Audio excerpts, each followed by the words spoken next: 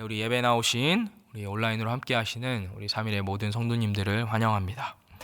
오늘 말씀은 산상수훈이라 부르는 마태복음 5장에서 7장까지의 말씀의 마지막 부분에 해당됩니다.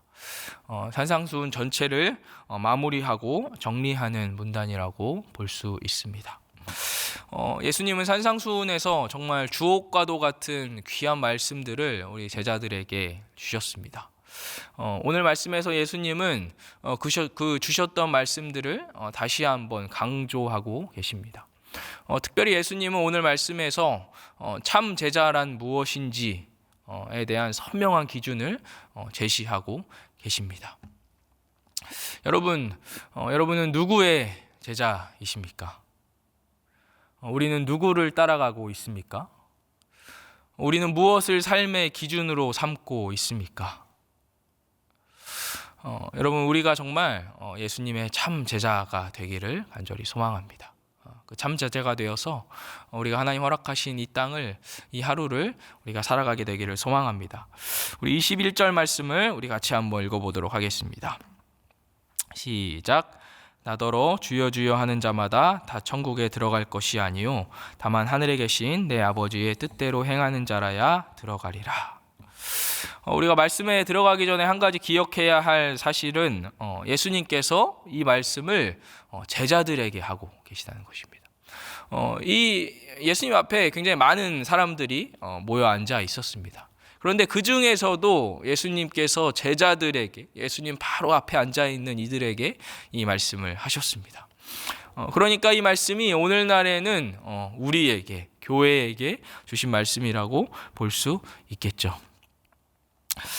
예수님 이렇게 말씀하십니다. 나더러 주여 주여 하는 자마다 다 천국에 들어가지 않는다라고 하십니다. 이 말씀의 천국, 그리고 22절의 그날, 23절의 그때를 봐서 예수님께서 지금 제자들에게 마지막 때에 예수님이 다시 오실 그날 이루어질 일들에 대해서 말씀하고 계시다는 것을 우리가 알 수 있습니다. 예수님이 이렇게 말씀하시죠. 나의 이름을 부르는 자들이 구원받는 것이 아니라 아버지의 뜻대로 행하는 자라야 천국에 들어갈 수 있다라고 말씀하십니다. 우리가 먼저 여기서 예수님이 지금 제자들에게 말씀하고 계시는 천국과 제자들이 이해하는 천국 사이에 아주 큰 간극이 있다는 것을 우리가 좀 살펴볼 필요가 있습니다. 제자들이 이해하고 있는 천국은 이런 것입니다. 이스라엘의 국격이 회복되는 것입니다. 그들은 오랜 시간 동안 이방 다른 여러 나라들의 지배를 받으며 식민지로 살고 있었죠. 그래서 이들은 메시아가 와서 그 자기를 괴롭히고 있는 나라들로부터 자신들을 구해줄 것을, 이스라엘을 독립시켜 줄 것을 이들이 기대하고 있었습니다.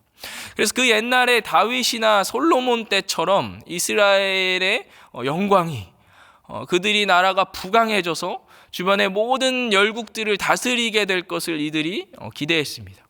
그 나라를 마주하는 것이, 그 나라 가운데 살게 되는 것이 이 제자들이 기다리고 있던 천국입니다. 그런데 예수님이 말씀하시는 천국은 그런 것이 아니죠. 예수님이 말씀하시는 천국은 하나님의 통치가 온전히 임하게 되는 것입니다. 하나님의 통치가 완전히 이루어져서 우리가 그 통치 가운데 살게 되는 것, 그 하나님의 완전한 다스림 가운데 살면서 우리가 그 아버지와 온전한 교제를, 친밀한 교제를 영원히 누리게 되는 것, 이것이 예수님께서 말씀하고 계시는 천국입니다. 예수님은 지금 제자들에게 너희가 어떻게 하면 그 하나님의 온전한 다스림 속에서 아버지와 정말 그 친밀한 교제를 누리면서 살게 될지에 대해서 예수님이 말씀하고 계시는 반면에, 제자들은 언제 예수님께서 로마를 무너뜨리고 이스라엘 제국을 세우셔서 우리가 그 나라에서 살게 될까? 우리가 그 나라에서 어떻게 하면 좀 한 자리 잘 차지하면서 살 수 있게 될까를 제자들은 기대하고 있었다는 것이죠. 동상이몽이죠. 여러분, 우리가 기대하는 천국은 무엇입니까? 여러분, 어떤 천국을 기대하고 계십니까? 그냥 단지 우리가 죽어서 가는 무엇인가, 죽어서 가는 어떤 곳이라고 생각하신다면 사실 제자들과 크게 다르지 않습니다. 여러분, 예수님이 말씀하고 계시는 이 천국의 의미에 대해서 우리가 같이 좀 마음에 담아서 생각하시면서 오늘 말씀을 좀 계속해서 이어나가도록 하겠습니다. 예수님께서 내 아버지의 뜻대로 행하는 자라야 들어가리라 말씀하시죠. 우리가 이 구절만 보면 예수님께서 지금 뭔가를 지켜야, 너희가 뭔가를 행해야, 아버지께서 말씀하신 것을 따라야 구원받을 수 있다, 이런 말씀처럼 우리가 생각이 되기 쉽습니다. 여러분, 우리 22절 말씀을 같이 한번 읽어보도록 하겠습니다. 시작. 그날에 많은 사람이 나더러 이르되 주여 주여 우리가 주의 이름으로 선지자 노릇하며 주의 이름으로 귀신을 쫓아내며 주의 이름으로 많은 권능을 행하지 아니하였나이까 하리니. 예수님 앞에 어떤 무리가 섰습니다. 그들이 이렇게 말씀하시죠. 주님, 제가 주의 이름으로 선지자 노릇을 했습니다. 이 선지자 노릇을 했다는 것의 핵심은 하나님의 말씀을, 하나님의 뜻을 전했다는 것입니다. 여러분, 이것만큼 귀한 일이 있습니까? 너무나 가치 있고 귀한 일이죠. 또 이들이 주의 이름으로 귀신을 내쫓았습니다. 여러분, 귀신을 내쫓을 수 있는 능력은 오직 예수님에게만 있습니다. 사람은 이 일을 할 수 없어요. 사람에게는 그런 능력이 없습니다. 예수님께서 그 능력을 주셔야만 사람이 그 일을 할 수가 있습니다. 그러니까 이들이 예수님께서 그 능력을 허락하셨다고 볼 수 있겠죠. 또 이들이 주의 이름으로 많은 권능을 행합니다. 여기서 이 권능에 해당하는 단어는 디나미스라는 단어인데, 이 단어는 영적, 지적, 신체적인 힘, 능력, 세력, 권세, 굉장히 다양한 풍부한 의미를 갖고 있습니다. 그러니까 이들이 굉장히 많은 권능들을, 이적들을 행하며 여러 일들을 했다는 것입니다. 무엇으로요? 주의 이름으로. 여러분, 그런데 사실 이 사람들이 했던 그 일들은요, 여러분, 예수님께서 이 땅에 오셔서 했던 사역의 핵심입니다. 예수님의 주된 사역이었어요. 그리고 심지어 예수님이 제자들에게 맡기신 사명이기도 합니다. 이들이 굉장히 중요하고 가치 있는 일들을 했다는 것이죠. 자, 그런데 예수님께서 뭐라고 그들에게 말씀하십니까? 난 너희들을 알지 못한다 라고 말씀하십니다.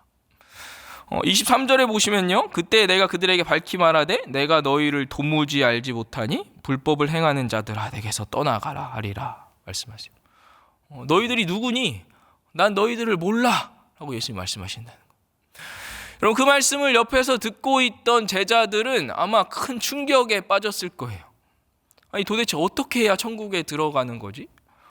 이렇게 열심히 살았는데, 하나님이 하라고 하셨던 일을 열심히 했는데도 불구하고 어떻게 모른다고 하실 수가 있지? 라고 이들이 아마 생각했을 것입니다. 예수님은 심지어 그들이 한 일을 불법이라고 말씀하세요. 불법.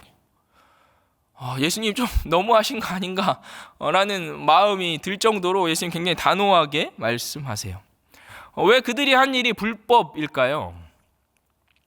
21절의 표현을 빌리자면 그것이 아버지의 뜻이 아니었기 때문입니다. 여러분, 이들에게 행함이 있었습니까? 없었습니까? 있었죠. 굉장히 많았습니다. 여러분, 그럼에도 불구하고 그것이 아버지의 뜻이 아니라는 거예요. 그러니까 그 일 자체가, 그 일을 하는 것 그 자체가 아버지의 뜻이 아니라는 것입니다. 베드로와 요한의 제자였던 안디옥의 주교인 성 이그나티우스라는 사람이 있었습니다. 그 사람이 이런 말을 했습니다. 하나님은 구부러진 막대기를 가지고도 올바른 선을 그으신다라고 하셨어요. 무슨 말이냐면 모든 것 가운데 합력하여서 선을 이루시는 하나님은 불신자와 악인들의 악행과 무지한 행동에도 불구하고 그 모든 것 위에서 하나님의 뜻을 이루시는 분이시라는 거예요. 그럼 성경에 보면 그런 사례들이 아주 많이 있습니다. 민수기에 보면 바알의 제사장이었던 발람이 이스라엘을 저주하려 하죠. 근데 하나님이 그의 입술을 바꾸셔서 이스라엘을 축복하게 만드십니다. 아스루와 바벨론은 자신들이 잘나서 자기들이 강해서 주변 나라를 다 다스리고 이스라엘을 무찔렀다고 생각하지만 하나님은 그 위에서 그들을 통해서 자신의 백성 이스라엘을 가르치시고 훈련시키시죠. 모든 것 위에서 하나님이 자신의 뜻을 이루신다는 것입니다. 어떤 일을 했는지 그 유무로, 그 일의 종류로 그가 하나님의 백성인지 아닌지, 구원받을 수 있는지 없는지를 결정할 수는 없다는 것입니다. 하나님의 관심은 그 일 자체에 있지 않습니다. 하나님의 목적은 그 일이 되는 것 그 자체에 있지 않다는 것입니다. 만약에 그렇다면 그 일 자체가 하나님의 목적이고 관심이었다면 여러분, 하나님이 아마 진작에 벌써 다 하셨을 거예요. 여러분, 혹시 하나님만큼 일하실 수 있는 분 계십니까? 하나님만큼 지혜롭거나 하나님만큼 능력이 있는 분 혹시 계십니까? 여러분, 우리 하나님은 말씀으로 온 우주를 창조하시는 분이시잖아요. 그분의 지혜와 그분의 신실하심 앞에 여러분 우리가 무엇을 할 수 있겠습니까? 그 일 자체가 하나님의 목적이었다면 이미 벌써 혼자 하나님이 다 하셨을 거예요. 그런데 그렇게 하지 않으셨죠. 그것이 하나님의 목적이 아니기 때문입니다. 무엇이 아버지의 뜻일까요? 우리 24절 말씀을 같이 한번 읽어보도록 하겠습니다. 시작. 그러므로 누구든지 나의 이 말을 듣고 행하는 자는 그 집을 반석 위에 지은 지혜로운 사람 같으리니. 예수님의 가르침을 듣고 행하는 자가 반석 위에 집을 지은 지혜로운 사람이라고 하십니다. 예수님 당시에는 집을 지을 때 나무로 기둥을 세우고 나무로 이제 구조를 잡고 거기에다가 돌이나 진흙 같은 것들을 이제 발라서 집을 만들었습니다. 여러분, 이 집이 견고했을까요? 허술했을까요? 굉장히 허술합니다. 그러니까 집을 지을 때 여러분 절대적으로 중요한 것이 여러분 무엇이었겠습니까? 땅입니다. 그때나 지금이나 참 땅이 중요한 것 같아요. 여러분, 요즘은 없는 땅도 만들어내는 시대잖아요. 그렇죠? 좋지 않은 땅도 훌륭한 땅으로 만들 수 있는 기술이 있습니다. 그런데 예수님 당시에는 그런 것이 없죠. 그러니까 처음부터 좋은 땅을 잘 고르는 것이 너무나 중요합니다. 여러분, 어떤 땅이 좋은 땅일까요? 단단한 땅입니다. 단단한 땅. 그러니까 돌 위에 집을 짓는 것이 가장 좋습니다. 어떤 돌이 가장 좋을까요? 이왕이면 크고 넓은 돌이 좋겠죠. 그게 바로 여러분 바위입니다. 바위. 오늘 말씀에서 이야기하고 있는 반석이 그 바위를 의미합니다. 그 바위 위에 집을 지어야 비가 내리고 홍수가 나고 바람이 불어도 집이 무너지지 않을 수 있습니다. 그 바위 위에 집을 짓는 사람, 그 사람이 지혜로운 사람이라고 말씀하고 계시죠. 반면에 예수님의 말을 듣고 행하지 않는 사람은 모래 위에 집을 지은 사람이라고 합니다. 그럼 모래 위에 집을 짓는 사람이 있을까요? 없습니다. 바보도 그렇게 하지 않습니다. 그냥 죽고 싶은 게 아니라면 모래 위에 집을 짓지 않습니다. 예수님의 말을 듣고 지키지 않는 사람은 이처럼 바보 같은 스스로 망하고 싶은 사람과 같다고 예수님 말씀하십니다. 우리가 이 구절을 읽다 보면 또다시 착각에 빠지게 됩니다. 뭔가를 지금 행해야 지켜야 구원받는다고 지금 말씀하시는 건가? 이렇게 생각하게 되죠. 여러분, 아닙니다. 우리가 좀 전에도 읽지 않았습니까? 그렇다면 예수님이 조금 전에 이야기하셨던 예수님 앞에 섰던 그 많은 이적들을 권능들을 행한 사람들이 여러분 구원받았어야 하잖아요. 그렇죠? 예수님의 관심이 일 그 자체에 있지 않아요. 여러분, 사실 우리는 예수님의 말을 듣고 행할 만한 능력이 없는 사람들입니다. 행하는 것만이 아니라 사실 예수님의 말씀을 들을 만한 능력조차도 없습니다.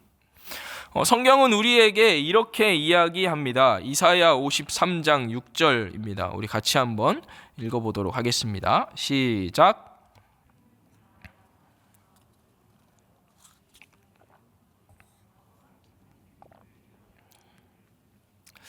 여러분, 이게 우리의 실존입니다. 우리의 본성은 제 멋대로죠. 내 마음대로 가고 싶어 합니다.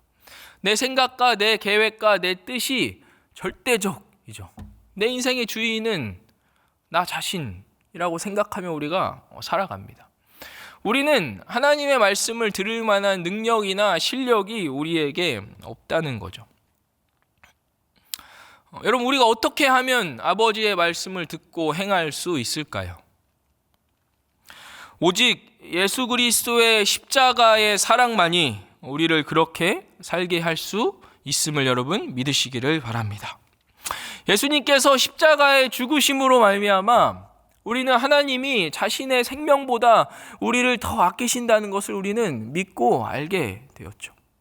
예수님의 십자가 보혈만이 우리를 죄 없이 하셨고, 그 십자가 보혈로 말미암아 우리가 하나님과 화목하게 되었으며 아버지의 자녀로 입양되었습니다. 우리가 그 예수 그리스도의 십자가 보혈로 말미암아 아버지 앞에 설 수 있게 되었고, 아버지의 음성을 들을 수 있게 되었고, 그 음성 가운데 우리가 순종할 수 있게 되었습니다. 예수님이 우리의 반석이 되어 주신 거예요. 예수님이 우리의 반석이 되어주셔서 우리를 그 위에 세워주신 거죠. 우리가 예수님을 반석으로 삼은 것이 아니라 반석이신 예수님께서 우리를 자신 위에 올려주신 거예요. 그 예수님 위에 올라섬으로 말미암아 우리가 비로소 설 수 있게 된 것입니다. 그 반석이 아니라면 우리는 단 한순간도 서 있을 수 없는 그런 존재들이죠.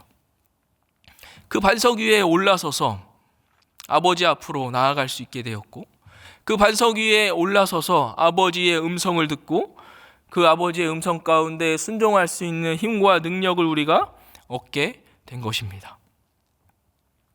예수님이 반석이 되어주셔서 우리가 아버지 앞으로 나아가게 되었으며, 예수님이 반석이 되어주셔서 우리가 영원한 나라를 기대하고 소망하며 살 수 있게 되었습니다.